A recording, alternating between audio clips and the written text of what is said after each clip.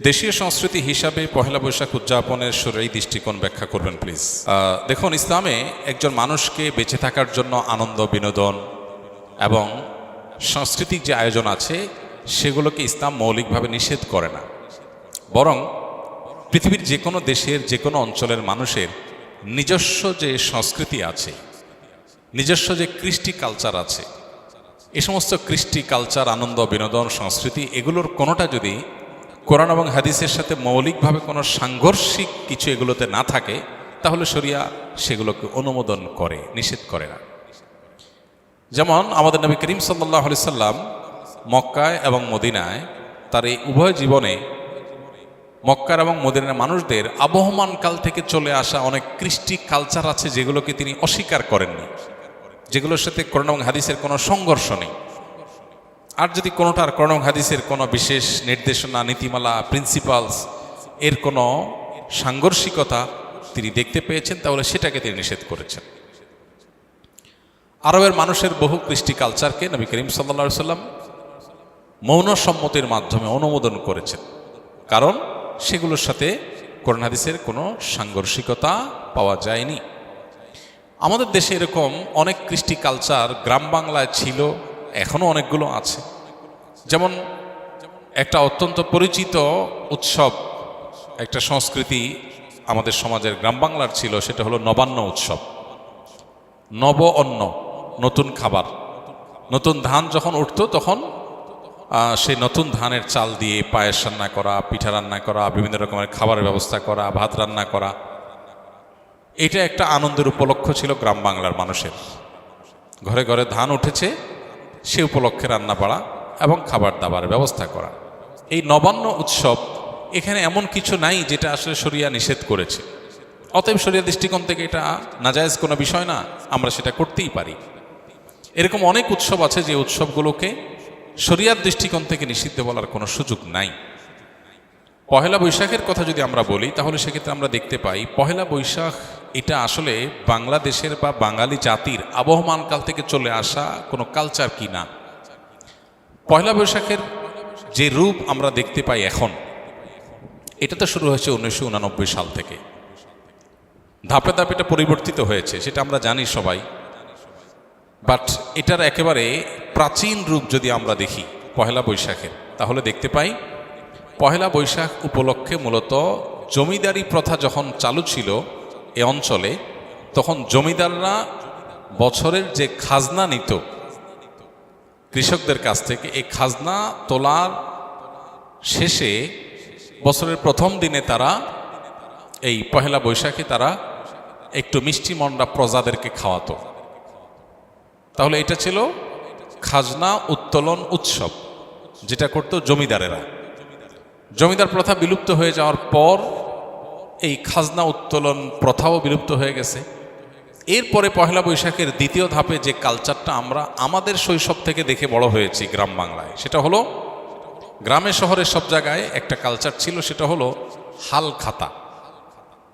সারা বছর যত রকমের ব্যবসা বাণিজ্য হতো, বিশেষ করে আপনার মুদি মালামাল, অন্যান্য যে সমস্ত সব রকমের ব্যবসা বাণিজ্যই যেগুলো চলমান ছিল, দোকানদারেরা তাদের সারা বছরের যে লেনদেন হতো, বাকিতে যে লেনদেন হতো, এই সব পাওনাদারদেরকে চিঠি দিত চৈত্র মাসে যে পহেলা বৈশাখ শুভ হালখাতা, দোকানে আসবেন, দেনা পরিশোধ করবেন, যেহেতু দেনা পরিশোধ করছেন সেজন্য আপনাকে একটু মিষ্টিমুখ করানো হবে।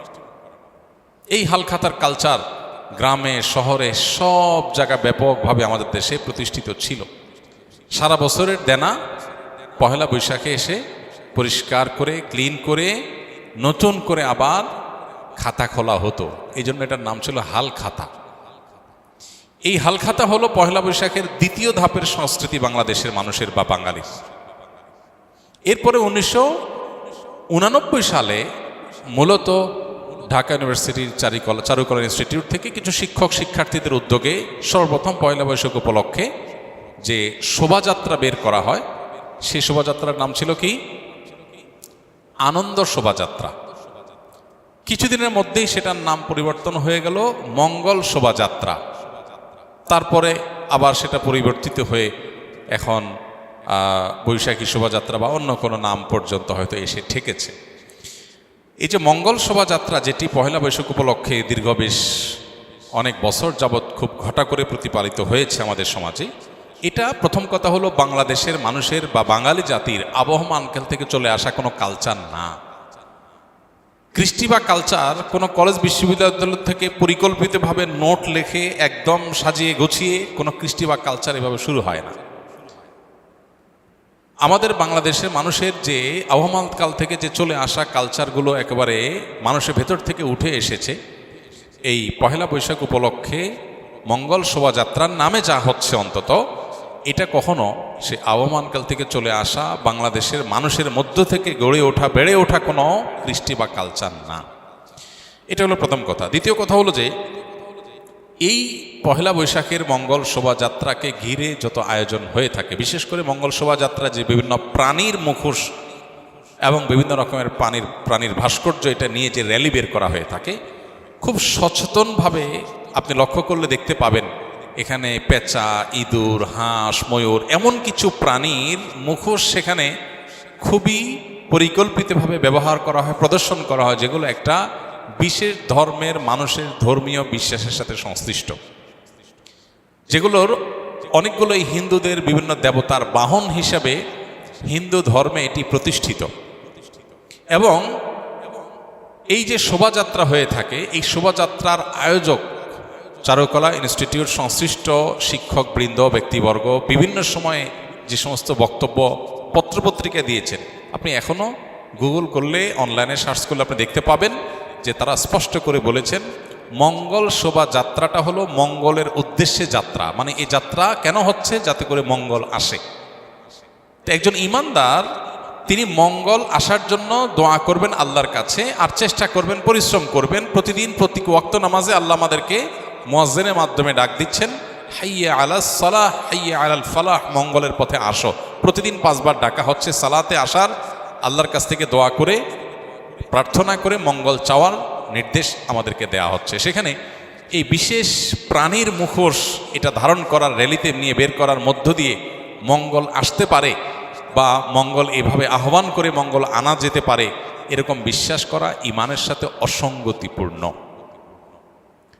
ঠিক সে একইভাবে ইমান এবং ইসলামের দৃষ্টিকোণ থেকে আমরা দেখি আল্লাহ রাব্বুল আলামিন পাপিষ্ঠদেরকে কিয়ামতের শাস্তি দিবেন জাহান্নামের আগুন দ্বারা। এটা শাস্তির মাধ্যম।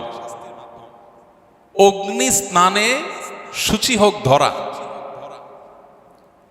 আগুনের গোসলে আপনার ধরাকে পবিত্র করা হোক, এটা ইসলামের সাথে সম্পূর্ণ সাংঘর্ষিক একটা বিশ্বাস বা চিন্তা।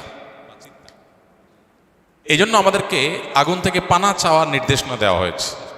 এমনকি গরম যখন তীব্র হয় তখন জোহর নামাজ একটু দেরিতে পড়তেও কোনো কোনো বর্ণায় বলা হয়েছে।